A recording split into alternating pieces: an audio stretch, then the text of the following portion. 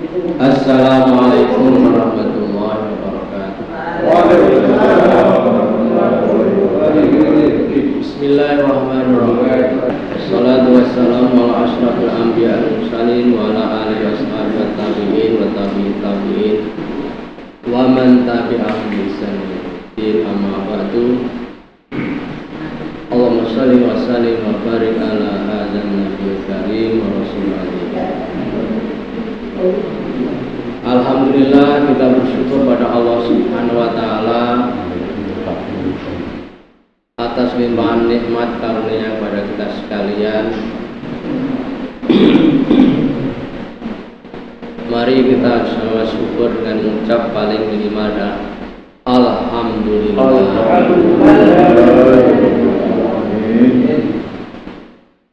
Para jamaah sholat zuhur rahimahullah, mengapa kita mengajak bersyukur? Telah nyata pada kita sekalian, kita mendapatkan nikmat dari Allah yang tidak kita sangka-sangka. Bukan tidak kita sangka-sangka, tapi kita telah berdoa tahun yang lalu, mudah-mudahan kita masih menangi puasa tahun yang akan datang secara sempurna. Ternyata doa kita tahun yang lalu telah dikabulkan oleh Allah Subhanahu wa ta'ala. Makanya kita mengucap paling sedikit adalah alhamdulillah. Selebihnya apa? Ya terserah, seikhlasnya, apa saja. Baca Quran sebanyak-banyaknya, berzikir apa saja sebanyak-banyaknya. Zikir pada Allah Subhanahu wa ta'ala. Selanjutnya semoga salawat dan salam tetap dicurahkan pada Nabi kita Muhammad SAW beserta keluarganya, sahabatnya, dan siapa saja yang berbuat kebaikan sampai hari akhir zaman. Amin Allahumma amin. Hadirin rahimakumullah, kemarin telah dimulai oleh Bapak Ketua menyampaikan tausiahnya dalam mengisi kegiatan Ramadan ini. Bahkan Pak Ketua telah mencanangkan banyak program-program yang telah dijadwalkan, yang telah kita laksanakan sebagian hari-hari yang kemarin. Memang sebaiknya supaya tidak ada yang khilaf, silap, semua rencana apa saja yang akan kita lakukan itu di planning, direncanakan saja. Kadang orang itu masih banyak yang ketinggalan, maka yang baik memang semua direncanakan, dan alhamdulillah kita mengikuti rencana tersebut. Hadirin yang saya hormati, melihat, memperhatikan dan memikirkan tentang pernik-pernik menjelang Ramadan sampai semua kegiatan yang terjadi di Ramadan ini, itu sebenarnya dalam rangka perwujudan daripada hadis Rasulullah yang intinya adalah man farraha bi dukhuli Ramadan harrama wa jasadahu minan nar wa fi riwayatin jasadahu minan nar. Itu kalau nggak salah adalah hadis, pernah baca rumah saya nggak lengkap sampai rawi-rawi dan sanad. Ingat saya seperti itu. Di kegiatan masyarakat banyak hal yang kalau kita hitung kita hampir tidak bisa menghitung. Sejak saya masih kecil itu banyak orang menjelang Ramadan ini. Pertama, kalau tempo dulu memang yang belum maju seperti ini, belum ada HP, belum ada apa. Jadi orang-orang itu pada berguru, pada bertanya pada kiai.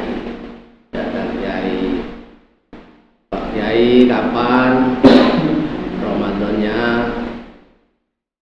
Nyadong daun mendengarkan nasihat dari para kiai, orang-orang tua terutama. Karena orang-orang tua dulu memang banyak tidak sekolah. Orang itu paling-paling banter belajar Al-Quran sudah hebat. Ya, kebanyakan orang itu itu nggak mau belajar taburan. Nggak tahu kalau yang di kota-kota, itu yang saya tahu, saya hidup di desa, jadi yang saya tahu seperti itu. Setelah itu diberitahu oleh Mbah Yainya kapan puasanya, ya untuk pemerintah saja, kira-kira tanggal ini dihitung. Dari Pon Kliwon itu orang kuno dulu pinter. Setelah diberi nasihat, orang biasanya menyambut Ramadan itu mempersiapkan diri.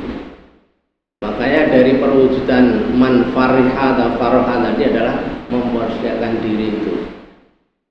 Bukan dalam rangka menyambut saja, bahkan sampai di dalam bulan Ramadan.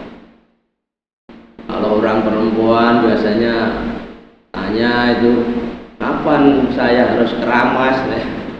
Yang diulang-ulang adalah keramasnya. Dikira keramas itu hanya mau menjelang Ramadan. Tapi itu kalau dipikir dengan cermat itu suatu ajaran yang sangat baik dari para kiai itu.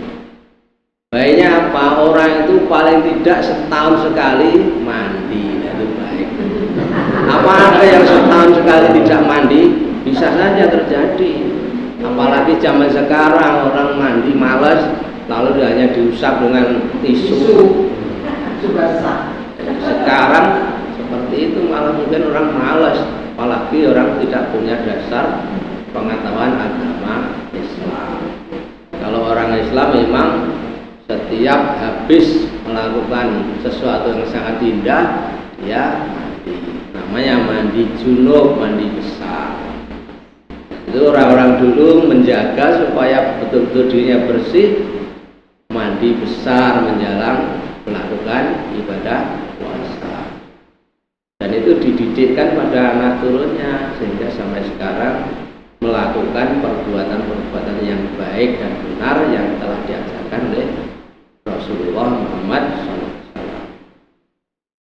Macam-macam tempo dulu itu, namanya megengan apa itu ada sejak dulu. Bahkan sekarang ini kemarin hanya apa, kita juga sudah megengan ya, sama-sama pagi itu makan-makan, ditambah teman-teman pada sedekah itu. Jadi ajaran yang baik. Banyak sejak dari diri sendiri sampai lingkungan masyarakat itu banyak yang dikerjakan. Banyak motong kuku sebelum puasa, motong kuku, jangan sampai nanti puasa motong kuku mengeluarkan darahnya, khawatir membatalkan. Sebenarnya tidak membatalkan, tapi dia khawatir. Rasa khawatir itulah yang harus dicegah. Kalau hidup itu khawatir terus, wah bisa konsentrasi berbuat. Jadi itu jangan dibid'ah-bid'ahkan, itu juga ajaran yang baik.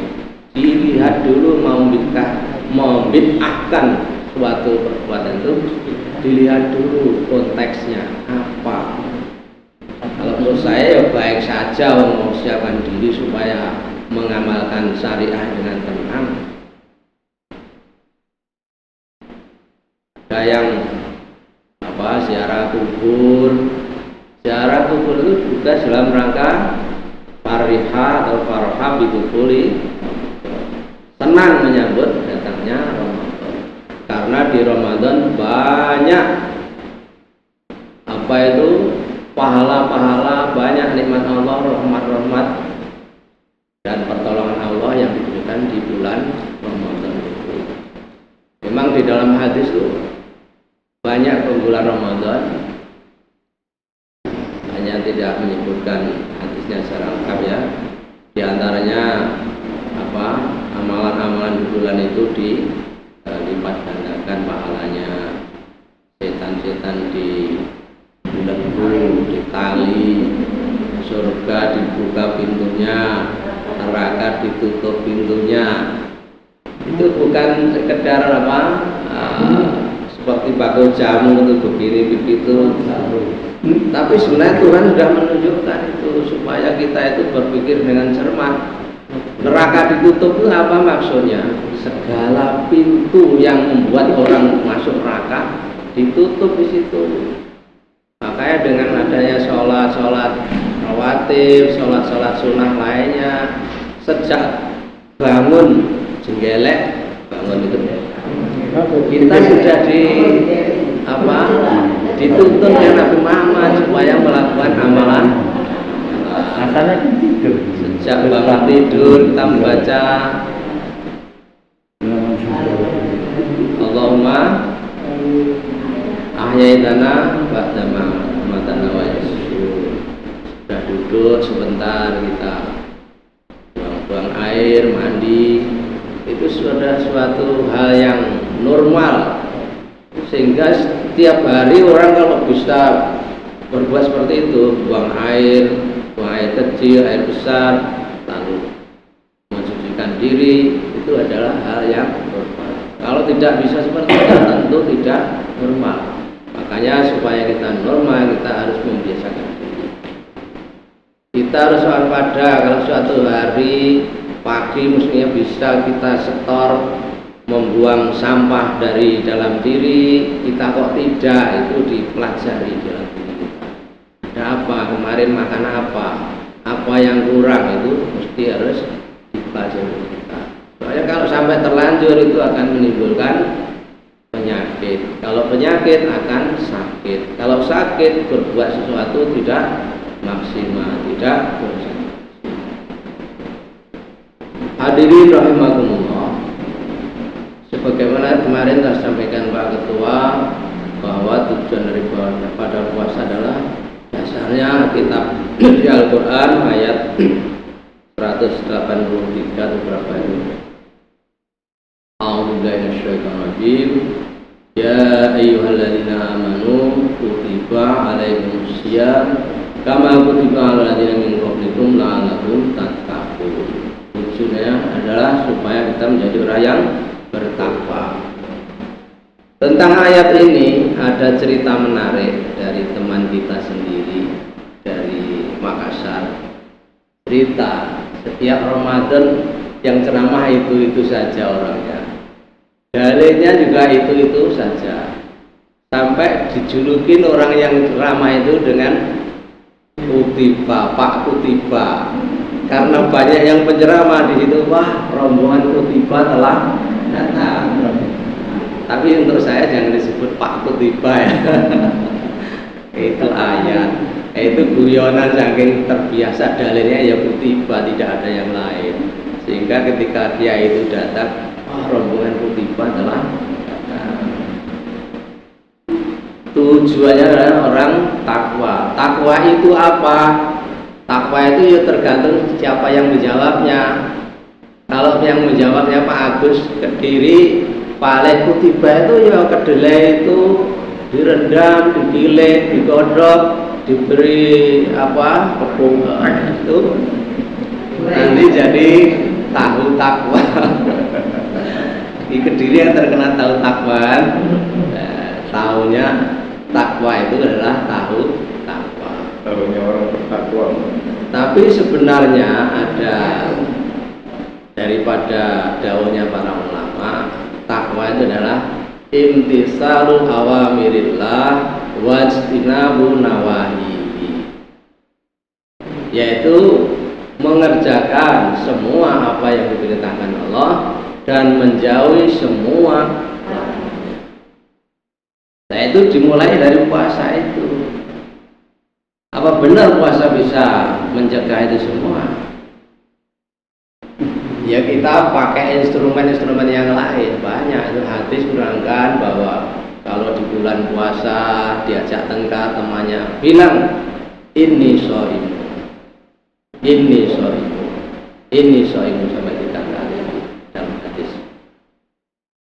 Sampai saya itu di Madura, 3 tugas di Madura, itu anak kecil ya tengkar. Yang satu bilang ini shaimun, yang satu lagi ini shaimun. Mana yang shaimun? Saya bilang.